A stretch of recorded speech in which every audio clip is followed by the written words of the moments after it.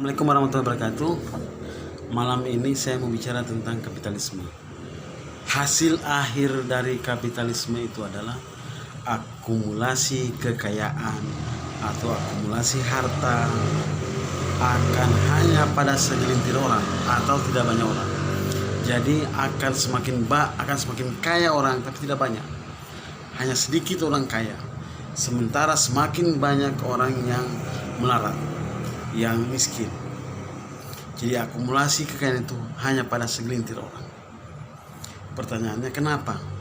Kenapa kapitalisme berujung pada akumulasi kekayaan hanya pada segelintir orang, hanya pada orang sedikit, sementara orang banyak itu akan menjadi miskin, akan menjadi melarat, akan menjadi menderita.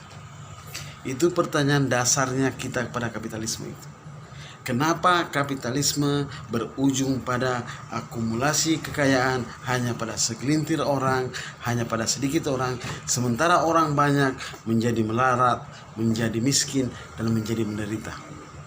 Kenapa kapitalisme begitu? Itu kemudian kenapa kita menolak kapitalisme. Kenapa? Karena dia hanya memperkaya orang sedikit, sementara membuat orang banyak menderita, membuat orang banyak miskin, dan membuat orang banyak melarat. Tapi pertanyaan saya, kenapa kapitalisme begitu?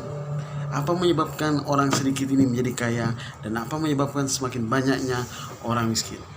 Pertanyaan itu saya akan jawab di video berikutnya.